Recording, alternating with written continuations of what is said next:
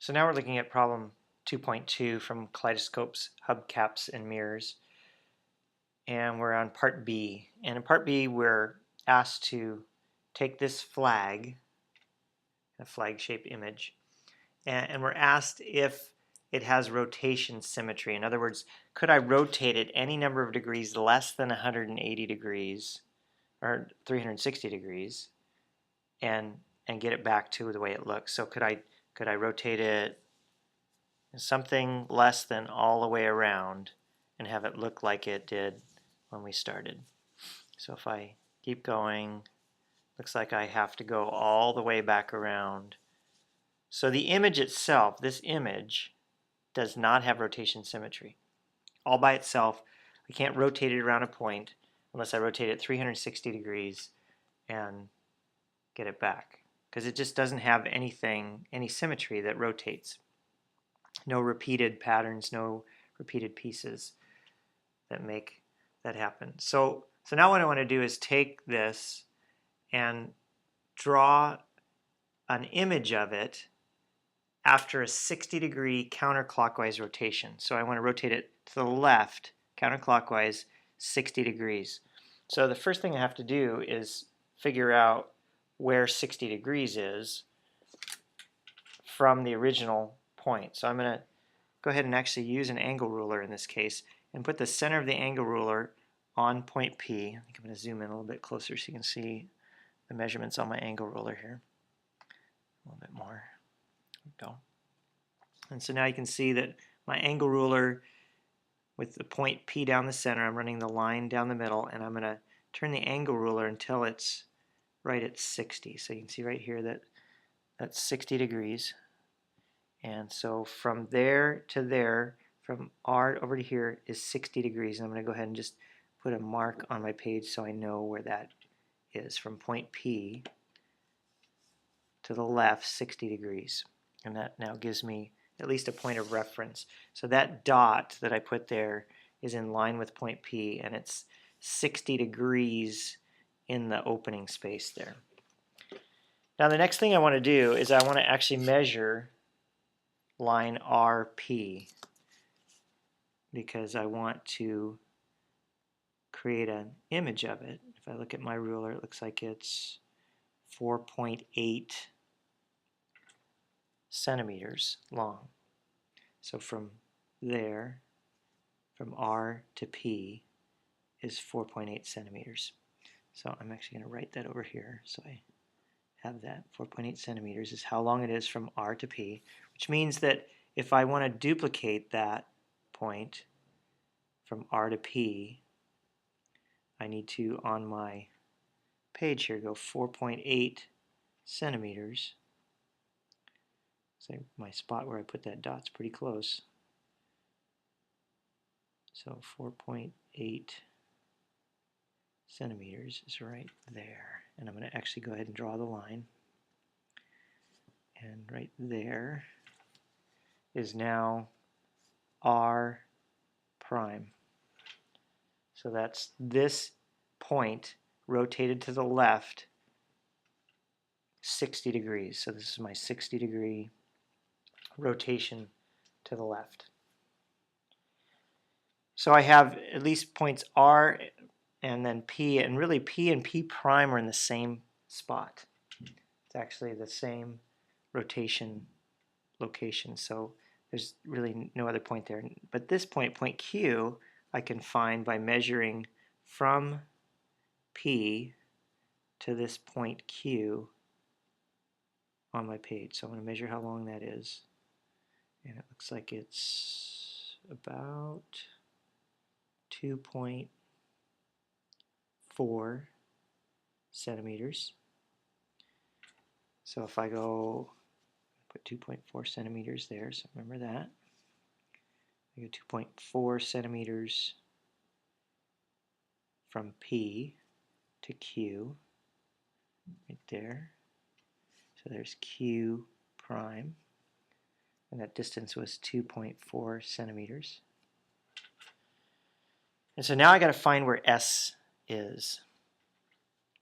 And that presents a bit of a challenge, except if I think for just a moment I'm going to actually put another line on the page to help me here. So I'm going to put a line between S and P, and I'm actually going to measure that line.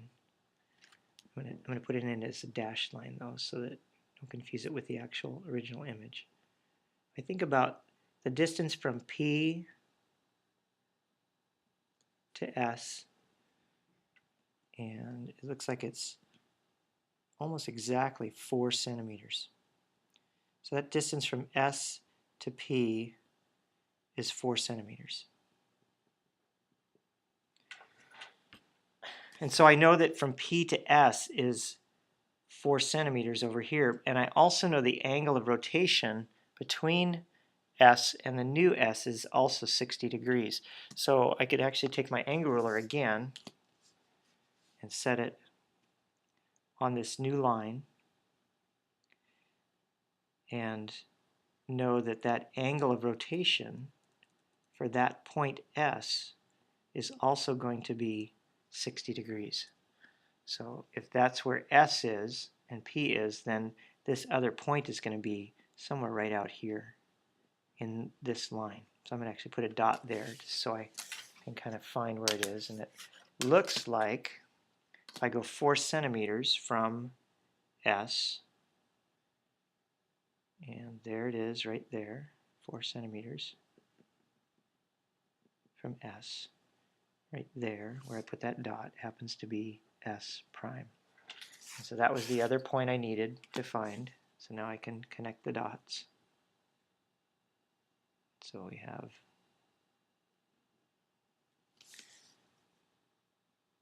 basically now a copy or a rotated version. We have the original RSQP, the original flag, rotated to the left 60 degrees. And that means every point, the point S, S prime, that rotation angle is 60 degrees. From R to R prime is 60 degrees. Really, if you think about this, again, I'm going to use my compass tool. I'm going to put it on these points. See if you can see where I'm doing here. And if I just take that arc, see R, the two R's are in line. If I take that same arc where the S's are in line, I take that same arc, circles basically, I'm just making arcs of circles. You see that each of those points, the point from the original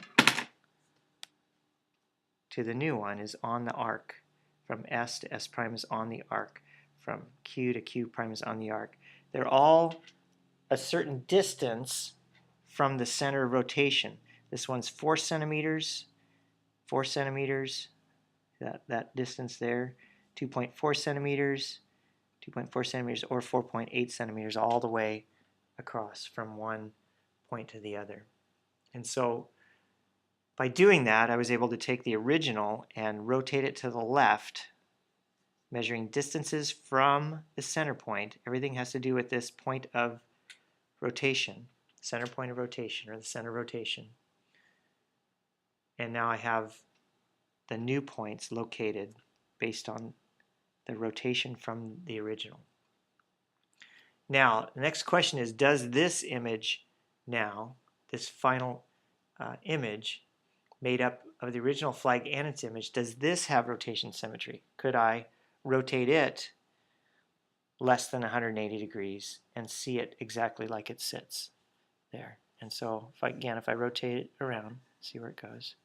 Does it ever look like it did when I started, before I get back to a full 360 degrees? And so it looks like it does not. So this image still, even with that rotation, the answer is no. This image does not have rotation symmetry of its own. We can rotate the images in it, but the image itself does not have rotation symmetry. So one of the questions would be, if I just took the original flag that I had in this problem, if all I had was that original shape, if that's what I had, and I wanted to create an image with it that could have rotation symmetry, what's the fewest number of degrees I would have to rotate this flag before that would be the case. So if I were to take this, where would be the first place I could put it, and then this image actually have some rotation symmetry. So, and you might be able to see, obviously, if this flag rotated down here to the bottom in this position below where it is with the flag pointing that direction, then that would be the first place. If I have one of these here and then down here at the bottom, just like this, instead of rotating at 60 degrees, I rotate it all the way down, and that measure, that degree, if I measure all the way down, would be 180 degrees. That's where we can make that design. And in fact, we can make designs with rotation symmetry as long as we have flags all the way around in positions that are factors of 360 degrees. So this one could have been made into a flag that had rotation symmetry if we had continued to include more of these flags every 60 degrees. So it's 60, 120, 180, 240, 270, all the way around till we got back to the 360 degrees. So each of those flags would give us that. So we could have more images that would give us rotation symmetry if we continue to add flags. But this image in it of itself does not have rotation symmetry.